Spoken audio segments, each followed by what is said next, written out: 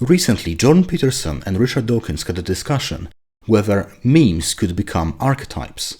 And the discussion started off like this.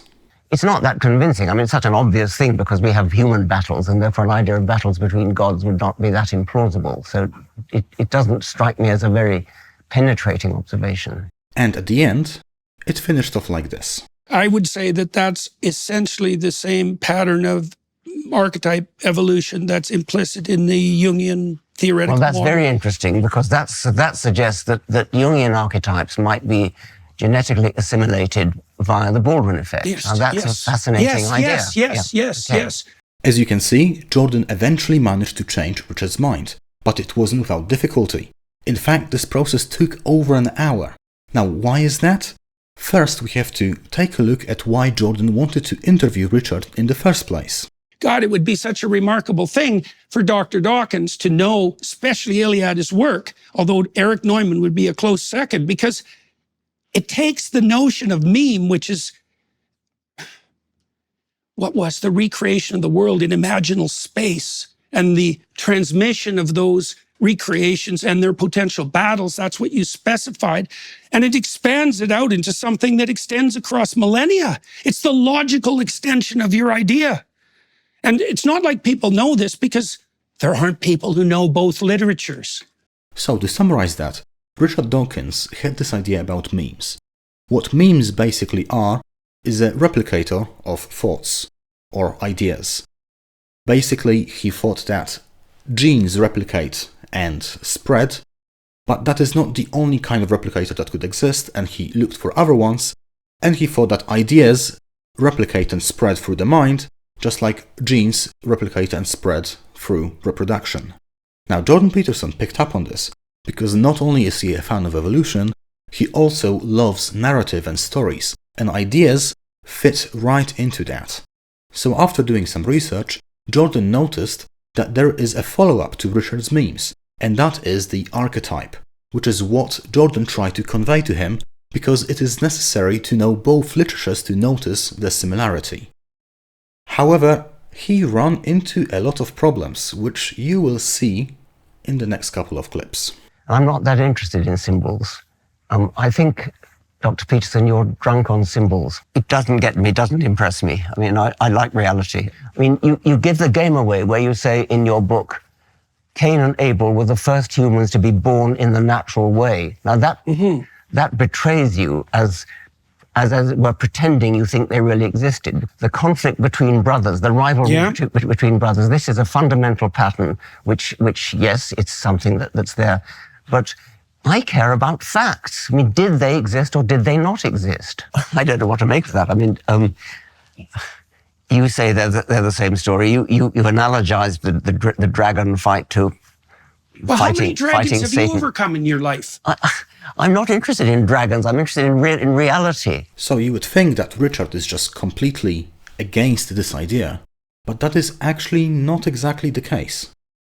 He is just not impressed with this idea, as you will see in a second. So this idea of lion as gene, dragon as meme, I think in so many words that it sounds like that's sort of a summary of what you're getting at. And I get the impression, Richard, that you might agree with the idea that the dragon is an effective mimetic abstraction of the concept of individual predators, but it's just not that impressive. Yes. It's just not that, Well, that it's true, but it's not an impressive truth. It cannot be impressive at the same time that you are compelled and interested by the idea of meme. As you can see, it's not that Richard disagreed with Jordan. It's actually just that he was not impressed, literally. He was not interested. He found the topic boring. And that really surprised Jordan, as it should, because it seems like the archetype is the natural extension following up from the meme, from his own work. So why would he not be interested in that? To me, this seems like an unhealthy obsession with facts. On top of facts, we also have values. And as Jordan has rightly pointed out in the interview, values matter a lot. The entire scientific enterprise is based on values. Without believing that there is a truth out there that is accessible to us and that we are capable of grasping, and that it is actually a good thing to pursue it. Science would never take off the ground. It just wouldn't happen.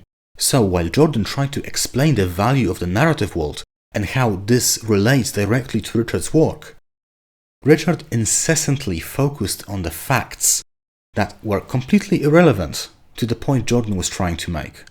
And this is more or less what that looked like. You must know, I know this comes up all of the time when somebody says, but did Cain and Abel really exist? And I know that you want to say that the story which I think it's a silly question.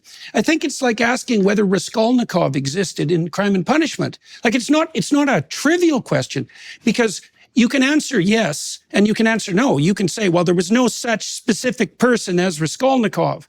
But it's not a helpful question, because the reason that Dostoevsky's Crime and Punishment is a masterpiece is because Raskolnikov was everywhere in Russia when Dostoevsky wrote Crime and Punishment. And so Raskolnikov is hyper-real. As you can see, Jordan said that what matters is not what is real, but what is hyper-real, like Raskolnikov, which was everywhere in Russia, meaning that he wasn't just a single person, and even if he wasn't real, as in from the story, the people embodied his behavior. They embodied the pattern that was Raskolnikov.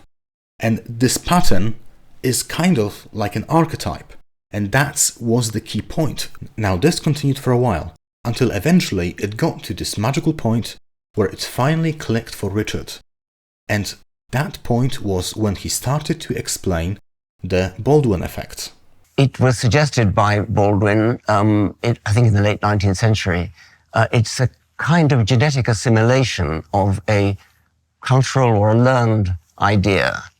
So the idea is that certain animals learn things, they learn a clever trick. It might be nut cracking by chimpanzees, for example, or potato washing by Japanese macaques, or opening milk bottles by English tits.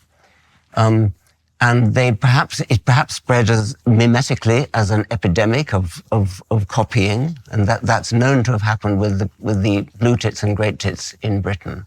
Now, certain individuals are likely to learn it faster than others, and there may be genetic variation in the speed with which they learn it.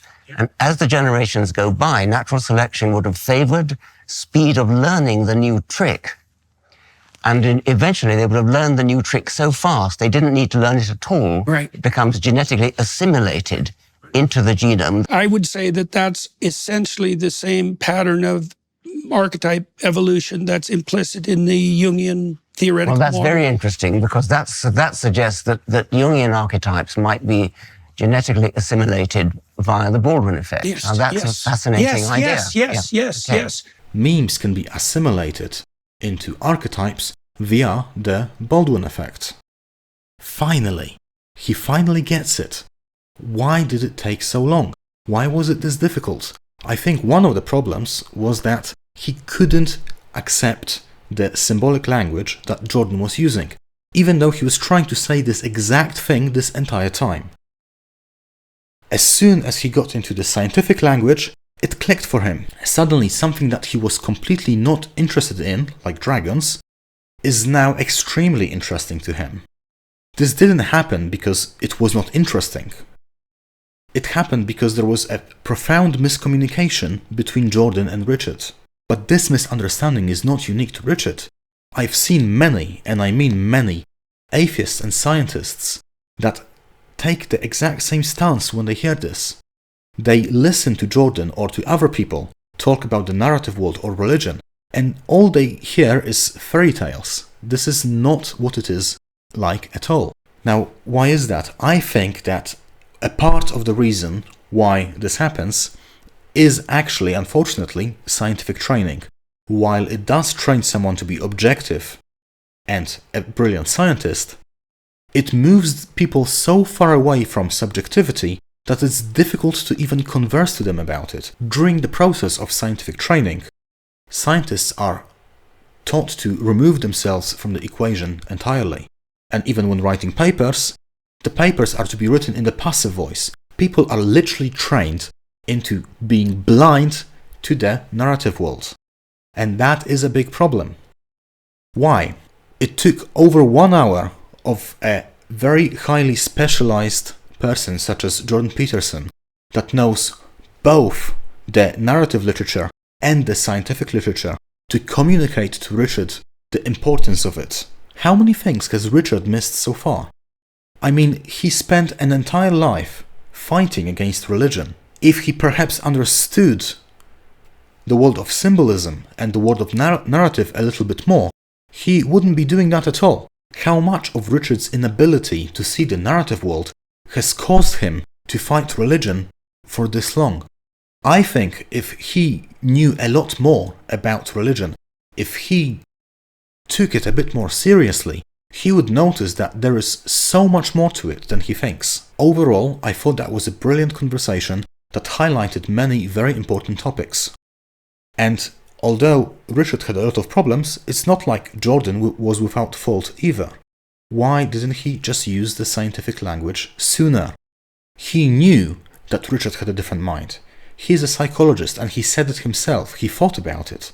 If he just used scientific language from the start, this conversation could have gone very differently. It just makes me wonder how much further they could get with the idea of memes and archetypes.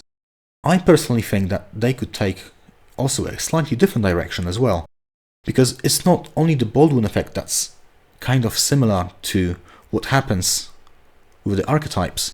I think that convergent evolution might also be an interesting candidate to consider, because in convergent evolution, the same kind of strategy of a species shows up over and over again, much like an archetype shows up over and over again in the narrative world.